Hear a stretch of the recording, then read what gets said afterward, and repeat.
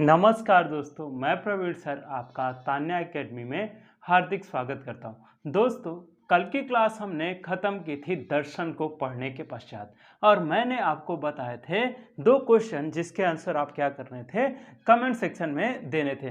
दोस्तों, पहला क्वेश्चन था चावल की खेती और जहाज बनाने के स्थान को किस हड़प्पा स्थल से जोड़कर देखा जा सकता है। तो दोस्तों, इसका आंसर था लोथल, जो ऑप्शन नंबर डी पर था। नेक्स्ट क्वेश्चन था राजनीतिक मतलब ऋग्वैदिक कालीन जो राजनीतिक संस्था थी उनका जो बढ़ता हुआ क्रम था उसके क्रम को मैंने आपसे पूछा था। उसका आंसर होगा कुल, ग्राम, विश्व, जन एवं राष्ट्र। दोस्तों, इसका ऑप्शन नंबर बी सही था। दोस्तों, यह क्वेश्चन बहुत अच्छे लेवल का था। इस क्वेश्चन का आंसर अब है सविता, मंजीत एवं सोनम ने दिया। दोस्तों, आप भी क्या करिए, इस क्वेश्चन के आंसर जरूर दिया करें। दोस्तों, कल की क्लास में हमने पंच महाव्रतों को पढ़ा। किसके बारे में पढ़ा? पंच महाव्रतों को पढ़ा, त्रिरत्नों को पढ़ा। दोस्तों, वहीं पर एक चीज मुझे क्रमशः जो होना था वो थोड़ा सा मिस हुई। क्यों? मैंने आपको पंच महाव्रत बताए। क्या मैंने आपको बताया? पंच महाव्रत बताए। मुझे वहीं पर पंच अणु व्रत भी बताने थे। किसको बताने थे? पंच अणु व्रत भी बताने थे, लेकिन गलती से क्या हुआ, वो चीज मुझसे छूट गई। तो दोस्तों, आज हम बात करेंगे किसकी? सबसे पहले पंच अणु व्रत के बारे में। पंच अणु व्रत क्या है? पंच अणु व्रत पंच महाव्रतों का ही छोटा स्वरूप है। क्या है? पंच महाव्रत का छोटा स्वरूप जो है उसे क्या कहा जाता है? पंच अणु व्रत कहा जाता है। नंबर 1 पर अणुव्रत था अहिंसाणु व्रत, दूसरे पर सत्याणु व्रत, तीसरे पर अस्तेयाणु व्रत, चौथे पर अपरिग्रहाणु व्रत और पांचवें पर ब्रह्मचार्य व्रत। ये सब आपको ध्यान रखना है कि आपसे पूछ लिया जाए महाव्रतों की संख्या कितनी थी, तो 5 होनी चाहिए पता आपको, और अणुव्रतों की संख्या भी अगर आपसे पूछ ली जाए तो उसकी भी संख्या आपको पता होनी चाहिए कि कितनी है, 5 है। तो हम क्या करेंगे, पहले हेडिंग डालेंगे अणुव्रत और उसे हम लिख लेंगे अणुव्रत। नंबर 1, 2, 3, 4, 1, 5। नंबर 1 पर हम लिखेंगे अहिंसाणु व्रत, अहिंसाणु व्रत।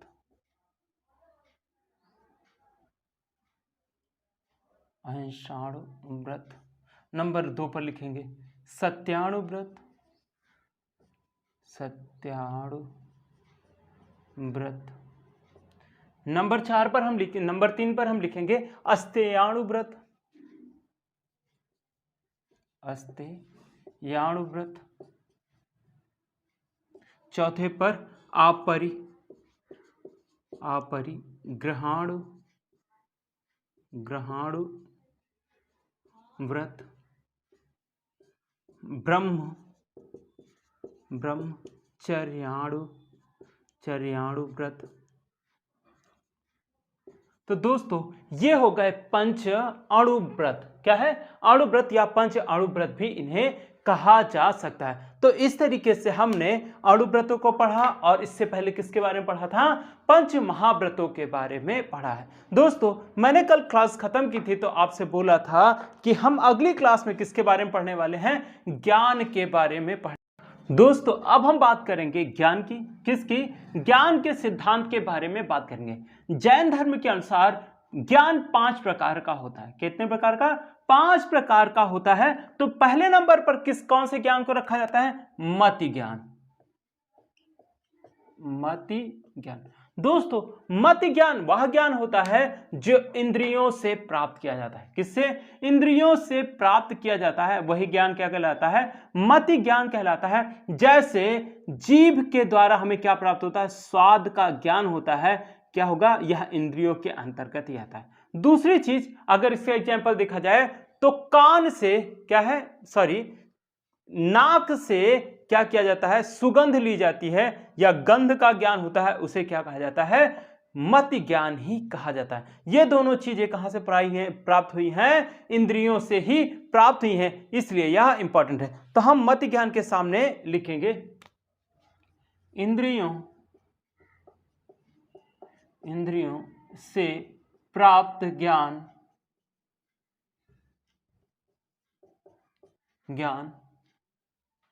मति ज्ञान कहलाता है। मति ज्ञान कहलाता है। ठीक है दोस्तों। नेक्स्ट दूसरा जिसे कहते हैं श्रुति ज्ञान। श्रुति ज्ञान दोस्तों, श्रुति ज्ञान वह ज्ञान होता है, क्या है? श्रुति ज्ञान वह ज्ञान होता है जिसमें क्या करते हैं हम, सुनकर किसी चीज का ज्ञान का अर्जन करते हैं, उसे क्या कहते हैं? श्रुति ज्ञान कहते हैं। तो लिखिएगा नेक्स्ट, सुनकर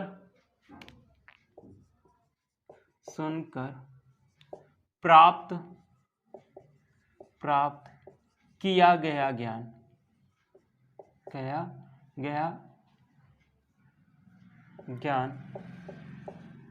श्रुति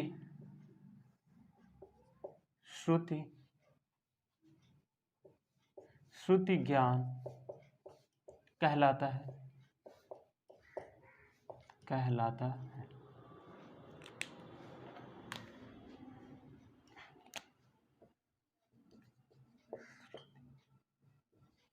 ठीक है दोस्तों। नेक्स्ट हम बात करेंगे किसकी?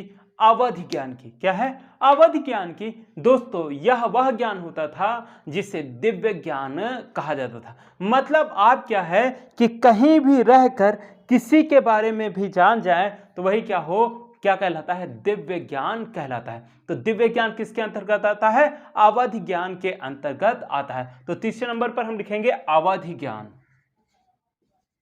अवधि ज्ञान,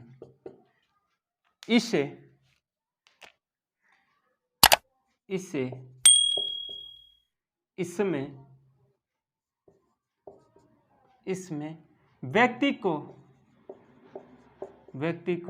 दिव्य ज्ञान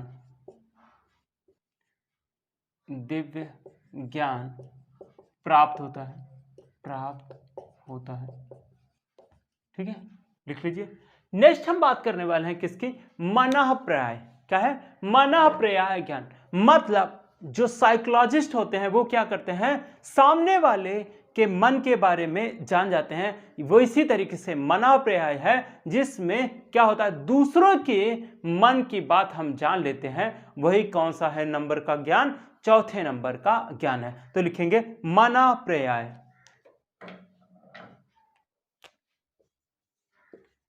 मनःप्राय दूसरों के मन की बात को जान लेना। ठीक है दोस्तों, ये हो गया चौथे नंबर का। और पांचवें का नाम है कैवल्य। क्या है? कैवल या कैवल्य। ठीक है, पांचवें पर कैवल। मतलब जब आपको क्या प्राप्त हो जाए? मति ज्ञान भी प्राप्त हो जाए, श्रुति ज्ञान भी प्राप्त हो जाए, अवधि ज्ञान भी प्राप्त हो जाए और मनःप्राय ज्ञान भी प्राप्त हो जाए, तो जो अंतिम अवस्था होती है उसे ही क्या कहते हैं? कैवल्य कहते हैं। क्या है? उसे ही कैवल्य कहते हैं या कैवल कहते हैं। यह पूर्ण ज्ञान होता है। क्या है? यह पूर्ण ज्ञान होता है दोस्तों। ठीक है, तो इसे लिख लेंगे, यह पूर्ण ज्ञान होता है। ठीक है दोस्तों, इसे लिख लीजिए या फिर स्क्रीनशॉट ले लीजिए।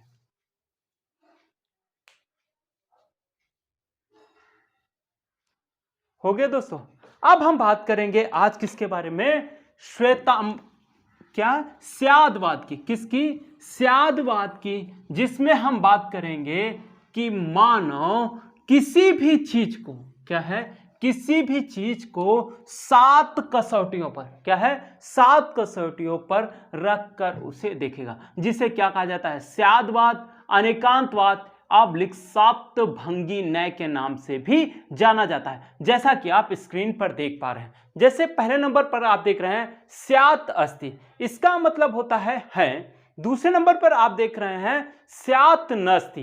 क्या है? स्यात् नस्ति, इसका मतलब होता है नहीं है। नंबर 3 पर आप देख रहे हैं स्यात् अस्ति चा नस्ति, इसका मतलब होता है और नहीं है। चौथे नंबर पर आप देख रहे हैं स्यात् अव्यक्तम कहा नहीं जा सकता, इसका अर्थ होता है। 5वें नंबर पर आप देख रहे हैं स्याति अस्ति चा अव्यक्तम, है किंतु कहा नहीं जा सकता। 6वें नंबर पर आप देख रहे हैं स्यात् नास्ति चा अव्यक्तम, चा अव्यक्तम, चा नहीं है और कहा नहीं जा सकता। 6वीं लाइन का अर्थ हो गया। 7वें नंबर पर आप देख रहे हैं स्यात् अस्ति चा नास्ति, चा अव्यक्तम, चा है नहीं है और कहा नहीं जा सकता है, इसका मतलब ये हो गया। तो दोस्तों ये रहा स्याद्वाद और अनेकांतवाद, और इसे ही क्या कहा जाता है, सप्तभंगी नय। दोस्तों इसको हम क्या करेंगे, अपनी कॉपी पर उतार लेंगे या स्क्रीनशॉट इसे अच्छे से ले लेंगे, जिससे क्या होगा कि आगे प्रॉब्लम नहीं होगी। दोस्तों हम इसमें देखेंगे क्या है कि कोई भी चीज है, क्या है, कोई भी चीज है तो वह है या नहीं है और नहीं है, ऐसे ऐसे 7 तर्क प्रस्तुत करेंगे। कितने? 7 तर्क प्रस्तुत करेंगे, जिसके द्वारा हम उसकी सच्चाई को जानने की कोशिश करेंगे। यही होता है स्याद्वाद या अनेकांतवाद या सप्तभंगी नय। इसको लेकर आपसे कई बार क्वेश्चन पूछा गया है कि स्याद्वाद का संबंध कैसे है, किससे है, तो जैन धर्म से है। अनेकांतवाद का संबंध किससे है, तो वो भी किससे है, जैन धर्म से है।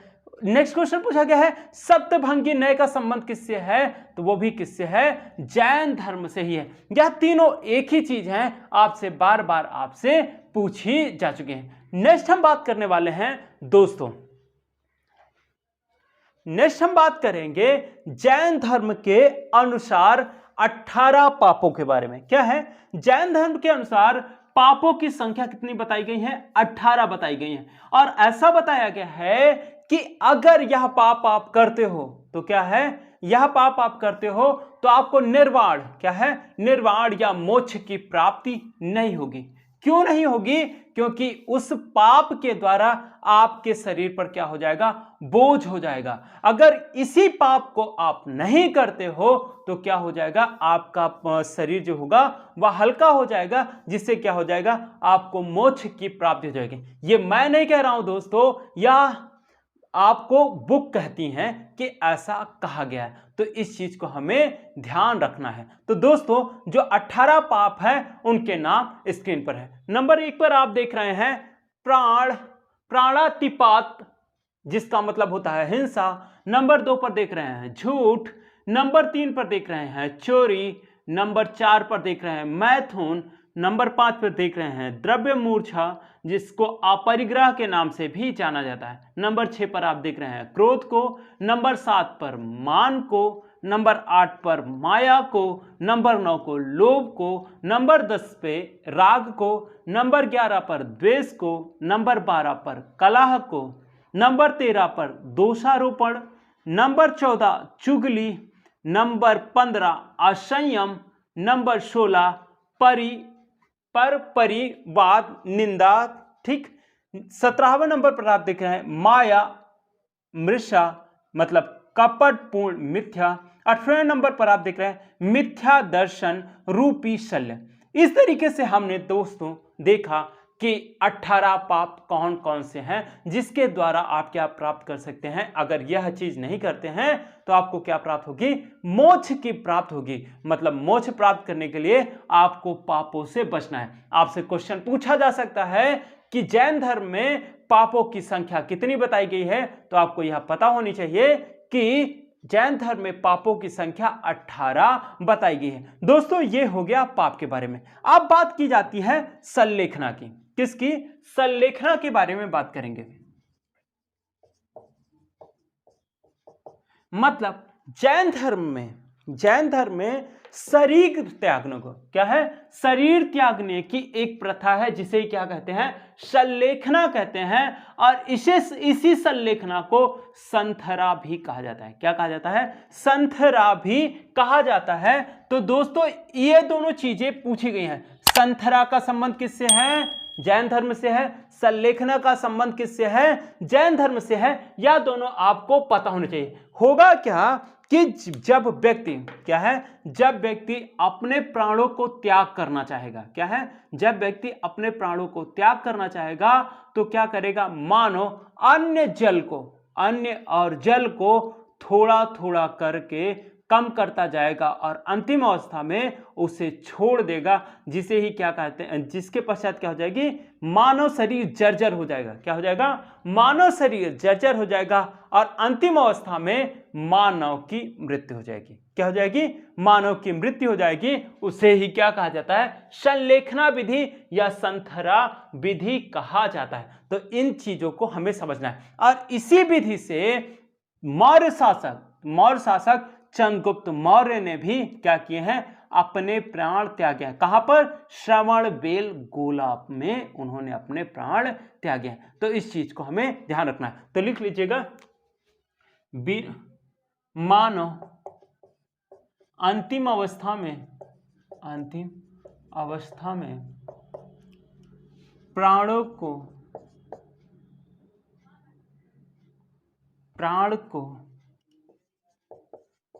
को त्यागने के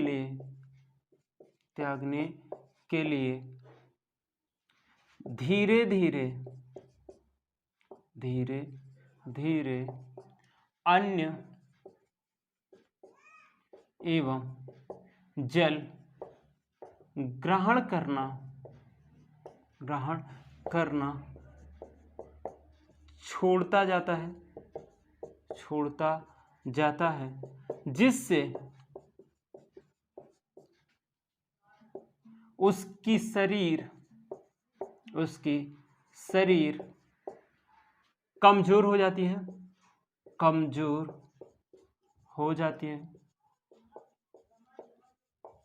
और अंततः व्यक्ति की मृत्यु हो जाती है, जिसे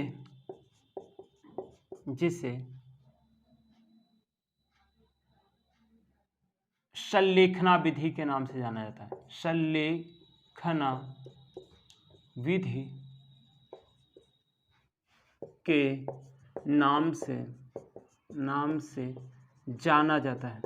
जाना जाता है। ठीक है, नोट करके लिखिएगा। मौर्य शासक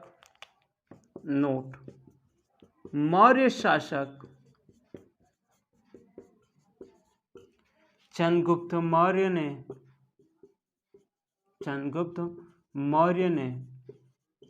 संलेखना विधि से अपने प्राण त्यागे थे। दोस्तों इसके बारे में आगे भी हम बात करेंगे। इसे लिख लीजिए या फिर स्क्रीनशॉट ले लीजिए।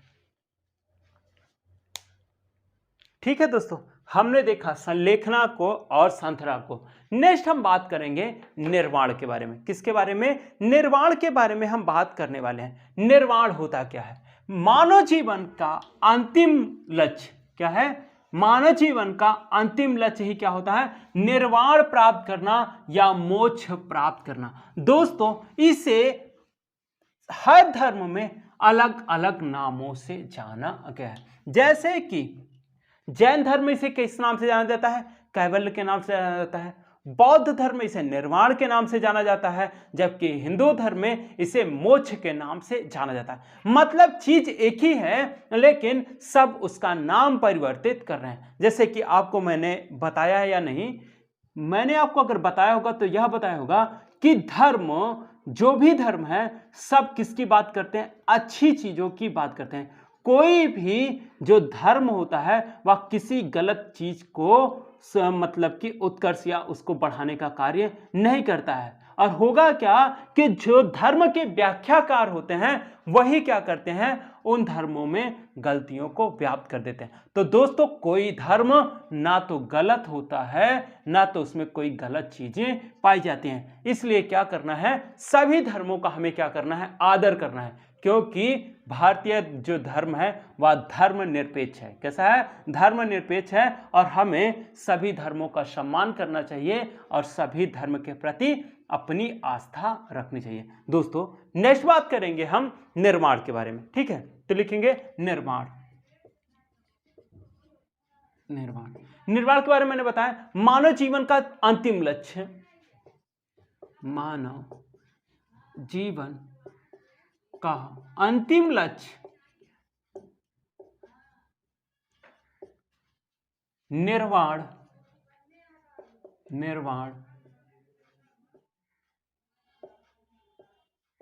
मोक्ष, कैवल्य आब्लिक जन्नत प्राप्त करना होता है। यह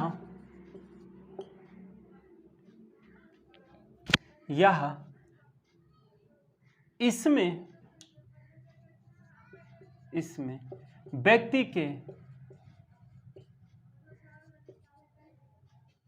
के भौतिक अंशों का नष्ट होता है, भौतिक अंश नष्ट हो जाते हैं।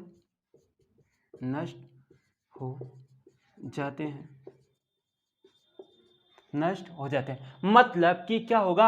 आप जरा मरण, क्या है? जरा मरण से आप मुक्ति प्राप्त कर लेंगे, वही क्या होगा? निर्वाण होगा। मतलब कि आपको पुनः जन्म ना लेना पड़े। जैसा आपको बताया जाता है कि व्यक्ति का क्या होता है? जीवन दोबारा मिलता है या फिर पुनर्जन्म होता है। इन सब चीजों की धारणा को लेकर अगर आपका भौतिक अंश, क्या है? भौतिक मतलब कि आपका शरीर ही क्या हो जाएगा?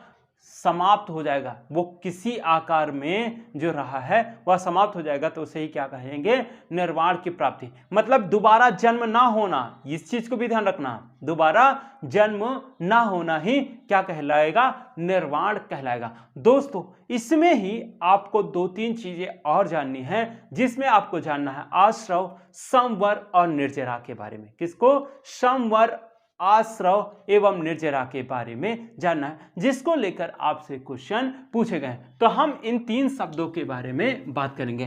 पहले तो हम बात करेंगे किसके बारे में? संवर के बारे में। किसके बारे में? आश्रव के बारे में। सॉरी, सबसे पहले हम बात करेंगे आश्रव के बारे में।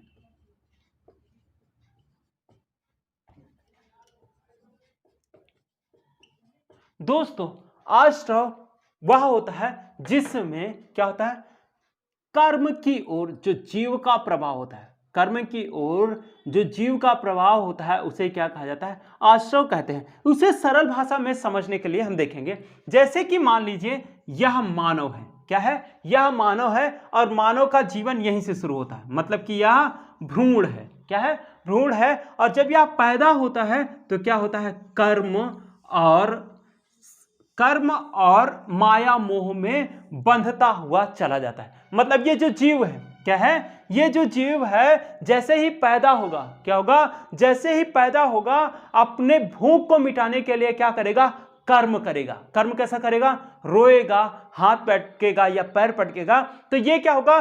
कर्म का। जैसे ही मानव जीवन शुरू होगा वैसे ही क्या हो जाएगा? आश्रव का प्रारंभ हो जाएगा। क्या हो जाएगा? आश्रव का प्रारंभ हो जाएगा। इसे ही क्या कहा जाता है? कर्म का जीव की ओर प्रभाव ही क्या कहा जाता है? आश्रव कहलाता है। मतलब ये जीव जो है ये जैसे ही जैसे जाता जाएगा इसे क्या कहेंगे? ये पूरे सामाजिक बंधनों में बंधता चला जाएगा। जैसे कि मैंने आपको बताया था महावीर जी क्या करते हैं? 13 माह पश्चात गृह त्याग के 13 माह पश्चात क्या करते हैं? वस्त्रों को भी त्याग देते हैं। वो कहते हैं वस्त्र भी हमारे लिए माया मोह का कारण है। मतलब वो जीर्ण शीर्ण होकर एकदम खत्म हो गया था। और मैंने आपको बताया था कि उनको चींटी काट रहे थे और वो हो रहा था। और यहां तक बताया जाता है कि महावीर जब बाहर निकलते थे, मतलब कि निकलते थे रास्ते से, तो क्या होता था कि बच्चे उन्हें पत्थर से मारा करते थे, लेकिन वह कोई प्रतिक्रिया नहीं देते थे। अब प्रतिक्रिया दे देते तो वह क्या हो जाता? कर्म हो जाता। और इसी कर्म को ही क्या कहा जाता है? आश्रव कहलाता है। दूसरी चीज हम बात करेंगे किसकी? संवर की। किसकी? संवर की। दोस्तों संवर वह होता है जिसमें क्या हो जाता है? ये जो कर्म होते हैं उसका क्या होता है, रुक जाना ही क्या कहलाता है, संवर कहलाता है। जब जीव का कर्मों की तरफ क्या है, जब जीव का कर्मों की तरफ प्रवाह का रुक जा रहा होता है तो उसे क्या कहते हैं, संवर कहते हैं। जैसे ये जो प्रवाह चल रहा था, इसी प्रवाह को यहीं पर ब्रेक कर दिया जाए, क्या कर दिया जाए, यहीं पर रोक दिया जाए, तो इसे क्या कहा जाएगा, संवर कहा जाएगा। क्या कहा जाएगा, संवर कहा जाएगा। और नेक्स्ट जो है उसे कहा जाता है निर्जरा। क्या है, निर्जरा। निर्जरा का शाब्दिक अर्थ होता है जरा मरण से मुक्ति, मतलब जीवन और मरण से क्या मिल जाए, आपको मुक्ति मिल जाए। और यहां पर क्या बताया जाएगा, निर्जरा का मतलब कि ये जो कर्म है, संचित कर्म है, उसका क्या हो जाए, विनाश हो जाए। क्या हो, संचित कर्मों का क्या हो जाए, विनाश हो जाए, तो वही क्या कहलाएगा, निर्जरा कहलाएगा। तो इसे लिखेंगे निर्जरा, निर्जरा। इसके सामने लिखेंगे आश्रव। आश्रव को लिखेगा जब जीव कर्म की ओर प्रवाहित होता है तो, प्रवाहित होता है तो उसे ही आश्रव कहते हैं, आश्रव कहते हैं। ठीक है। नेक्स्ट, संवर। जीव का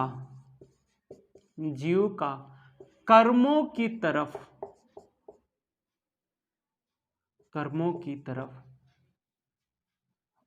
जाने से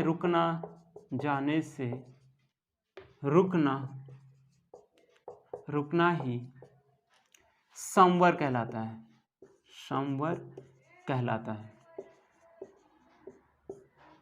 कहलाता है। नेक्स्ट हम बात करने वाले हैं किसकी, निर्जरा की। निर्जरा वह होता है जिसमें संचित कर्मों का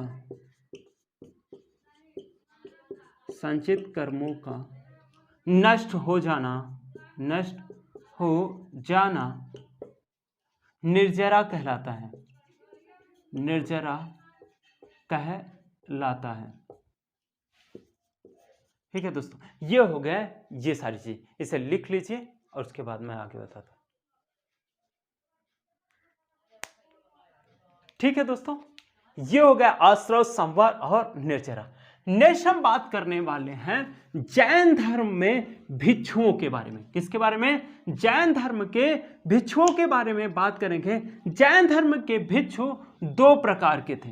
कितने प्रकार के थे, दो प्रकार के थे। एक जो भिक्षु थे वो कैसे थे, सन्यासी प्रकार के थे, जो क्या करते थे, घर बार को छोड़ देते थे। और दूसरे वह होते थे जो गृहस्थ जीवन, क्या है, गृहस्थ जीवन जीकर क्या करते थे, जैन धर्म का पालन करते थे। इसकी स्थापना महावीर ने पावापुरी में की थी। कहां पे की थी, पावापुरी में की थी। इसे बौद्ध धर्म का सारनाथ भी कहा जाता है। क्या कहा जाता है, बौद्ध धर्म का सारनाथ भी कहा जाता है। क्यों, क्योंकि गौतम बुद्ध ने सारनाथ में ही सर्वप्रथम अपना प्रवचन दिया था और वहीं पर बौद्ध संघ की स्थापना की थी। इसी तरीके से महावीर जी ने पावापुरी में क्या किया है, जैन संघ की स्थापना की है। इसलिए क्या कहा जाता है, पावापुरी को बौद्ध धर्म का सारनाथ भी कहा जाता है। तो हम लिखेंगे जैन भिक्षु संघ, जैन भिक्षु संघ की स्थापना पावापुरी में हुई थी, पावापुरी में हुई थी।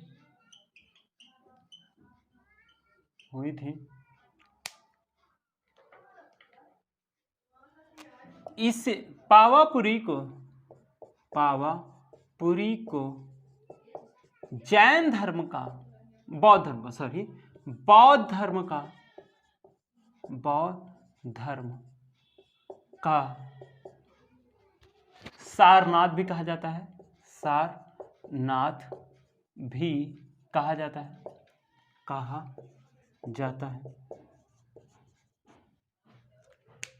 जैन धर्म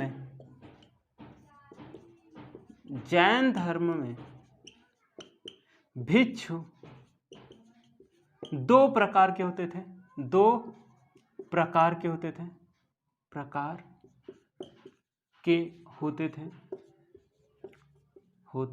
थे। नंबर 1 संन्यास ग्रहण वाले, सन्यासी, सन्यासी। नंबर 2 गृहस्थ, गृहस्थ। दोनों चीजें मैंने बताई और इसमें भी डिवीजन है। क्या है? इसमें भी डिवीजन है। जो सन्यासी होते थे, जो सन्यासी होते थे उन्हें क्या कहा जाता था? भिक्षु एवं महिला को भिक्षुणी कहा जाता था। जबकि जो गृहस्थ थे उन्हें क्या कहा जाता था? श्रावक एवं श्राविका कहा जाता था। तो इसमें लिखेंगे सन्यासी जो होते थे भिक्षु, भिक्षु एवं भिक्षुका, भिक्षुका,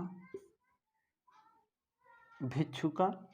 नेक्स्ट श्रावक, श्रावक एवं श्राविका। ठीक है दोस्तों, ये हो गए जैन धर्म के भिक्षु, जो कितने प्रकार के हैं? 2 प्रकार के हैं। दोस्तों इसे लिख लीजिए आप।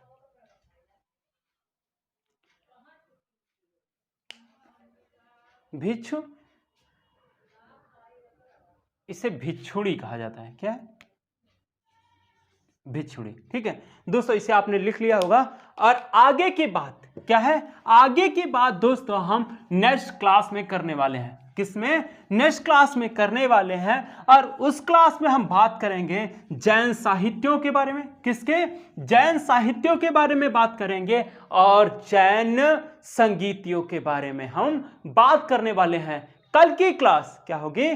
कल की क्लास जैन धर्म की अंतिम क्लास होगी, जिसमें क्या करूंगा मैं? जैन धर्म को तो बताऊंगा ही, और उसमें जो विविध जो चीजें हैं उसके बारे में भी मैं कल आपसे बात करने वाला हूं। तो दोस्तों हम क्या करेंगे? जैसे क्या करते हैं, क्लास खत्म करने से पहले आपसे क्या करते हैं? क्वेश्चन करते हैं, और उस क्वेश्चन का जवाब आप कहां देते हैं? कमेंट सेक्शन में देते हैं। तो दोस्तों नंबर 1 पर क्वेश्चन लिखिएगा, लोथल। क्वेश्चन नंबर 1, लोथल किस नदी के तट पर है? किस नदी के तट पर स्थित था? स्थित था। ए, बी, सी, डी। सरस्वती, गोमल, भोगवा, नर्मदा। ठीक है, नेक्स्ट क्वेश्चन हम लिखेंगे। नेक्स्ट क्वेश्चन है कि भारत में मानव का प्राचीनतम साक्ष्य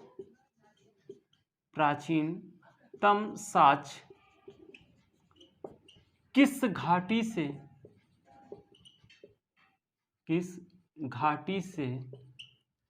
प्राप्त हुआ है?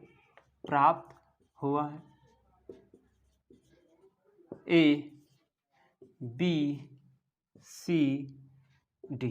नंबर 1 पर लिखेंगे शिवालिक घाटी, शिवालिक घाटी। नंबर 2 पर लिखेंगे नर्मदा घाटी, नर्मदा घाटी। बेलन घाटी, बेलन घाटी। सोहन घाटी, सोहन घाटी। दोस्तों आज के लिए इतना ही। आपका बहुमूल्य समय देने के लिए आपको थैंक यू।